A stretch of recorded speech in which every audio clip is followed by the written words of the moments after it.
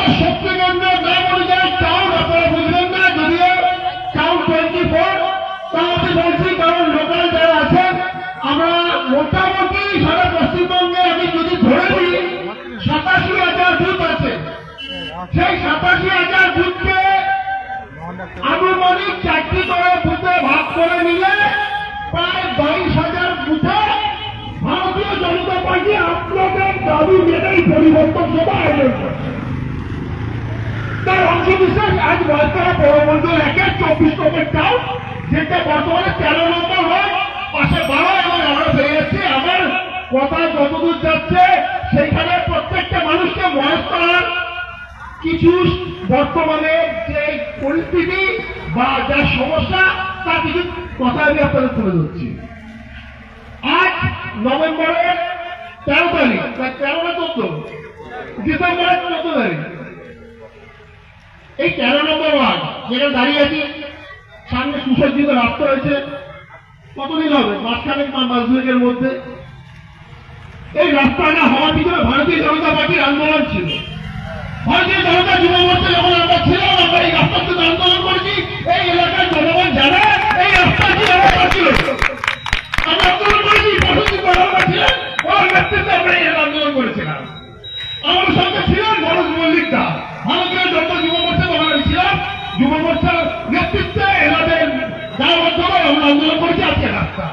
কিন্তু আমরা এই রাস্তার সাথে সাথে যে জিনিসগুলো চেয়েছিলাম আপনাদের থেকে, এইখানকার পৌর প্রতিনিধি, এইখানকার বিধায়ক তথা এখানকার পৌর প্রধানের থেকে সুস্থ স্বাভাবিক সোয়ারেজের ব্যবস্থা, যেমন রাস্তা উঁচু হয়েছে।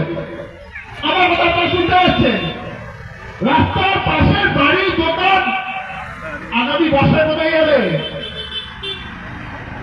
তারা তো বাড়ি অটোমেটিক্যালি উঁচু করে দিতে পারবে না, কারণ তাদের বাড়িতে জল ঢুকে যাবে। এই শীতকালে এই এলাকার লোকেরা জলের তলা থাকে।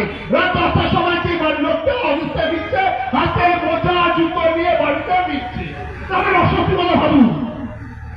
ফরাসি সেখানে ওয়ার্ডতলার 35টা ওয়ার্ড, আমি ওয়ার্ডতলা বিধানসভার 26টা ওয়ার্ডের 70টা ওয়ার্ড এমন জানি যেখানকার বিস্তীর্ণ অঞ্চল জলের তলায় ডুবে আছে। এই ব্যবসাটা কি ওয়ার্ডতলা পৌরসভার না? এই ব্যবসাটা কি এখানটা বিধায়কের না? এখানে পৌর প্রধানের না? আপনারা বলুন।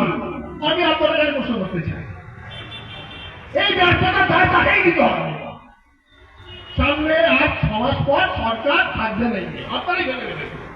আপনাদের দাবি অনুযায়ী পরিবর্তন সভা, তাও আমি এখানে দাঁড়িয়ে এইখানকার লোকাল তৃণমূল নেতা যারা, দেখুন আমি তৃণমূল, বিজেপি, সিপিএম, কংগ্রেস কারো কথা বলছি, সাধারণ মানুষের কথা। কারণ তৃণমূল নেতার লোকের বাড়িতেও জলের তলা থাকে, সিপিএম নেতার লোকের বাড়িতেও জলের তলা থাকে, কংগ্রেস নেতার লোকের বাড়িতেও জলের তলা থাকে। তো আমি আপনাদের কথা বলেছি, পরিবর্তন যে আপনারাই চেয়েছেন। কেউ লুকিয়ে লুকিয়ে আমাদের সাথে কথা বলেন, কেউ আপনার নিয়ে বলেন, কেউ আপনার বিজেপির কথাটা বলেন, কেউ লুকিয়ে লুকিয়ে বড়দের সাথে কথা বলেন, সঞ্জিতের সাথে কথা বলেন, শ্রমিকদের সাথে কথা বলেন। আপনারা পরিবর্তন সবাই চেয়েছে লেখেন, এই জন্য দাবি আছে। না প্রশ্নই আসতো না, কেন একটা পরিবর্তন সভা?